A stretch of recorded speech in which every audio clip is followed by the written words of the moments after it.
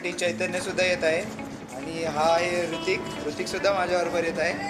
मित्रांनो, आता मी चाललो आहे आमच्या बिल्डिंगच्या टॉपवरती आणि तिथे प्रशांतनी काकडीची वेल लावलेली आहे. ती वेल पाहायला जायचं आहे. खूप दिवसांपासून तो बोलवत होता की वेल बघ मोठी झाली. आता प्रत्यक्ष टेरेसवरती जाऊन मला त्याने लावलेली वेल केवढी मोठी झाली, काही काकडी लागली की काय ते पाहायचं आहे.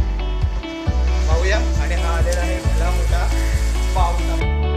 हा आहे थोडाफार घाणेरडा असा टेरेस आपण इथे पाहतोय आणि हे आहे पिंपळाचं मोठं वृक्ष. आणि प्रत्यक्ष काकडीची वेल कुठे आहे? ती वेल आपल्याला इथे पाहायला मिळणार आहे. ती वेल आहे इथे. वाव, सुंदर अशी सजावट केलेली आहे. काकडी लागले की नाही ते आपल्याला खाली उतरूनच पाहायला मिळणार आहे. आणि हा आहे प्रेक्षक वृंद.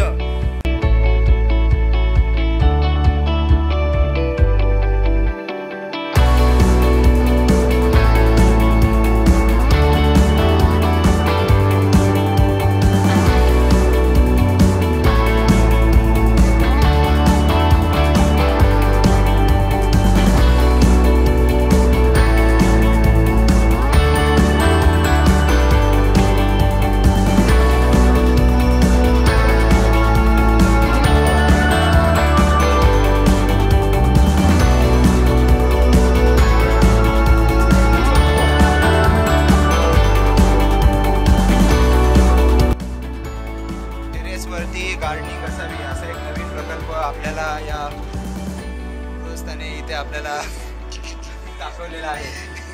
या टेरेसवरती सुद्धा काकडी उगवू शकते हे त्याने इथे दाखवलेलं आहे. आणि आपल्याला इथे ही काकडी पाहायला मिळते. इथे आपल्याला दिसते काकडी आणि त्याने कशा पद्धतीची रचना केली ती रचना आपल्याला इथे पाहायला मिळते. टायर, इनोवा गाडीचा, अभिदादाच्या गाडीचा टायर, आणि त्या टायरचा वापर करून त्याच्यात त्यांनी खालून मातीवरती चढवली आणि अशा पद्धतीचं सुंदर असं काकडीचं वेल, कोकुंबर ते आज पाहायला मिळते. आणि ही काकडी माझ्याच हस्ते काढण्यात यावी असं त्या गृहस्थाला विनंती आहे. आणि चैतन्य आणि ऋतिक सुद्धा खुश आहे. त्यांचा डोळा आहे काकडीवरती. चैतू बोलतो कापणार मी, पण जर कापले तर मात्र पहा. इथे पाहू शकतो सुंदर असा काकडीचा वेल.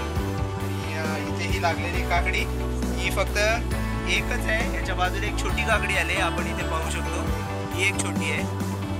गृहस्थ आपल्याला दाखवत आहेत. ही एक काकडी इथे पाहायला मिळते. एक आहे छोटीशी काकडी इथे पाहू शकतोय. ह्या सुद्धा छोट्या छोट्या काकड्या बऱ्याचशा येत आहेत. कोणी काकडी काढू नये अशी विनंती. आपण एक इथे फलक लावूया. सुंदर अशी टेरेस गार्डनिंग आपल्याला इथे पाहायला मिळते.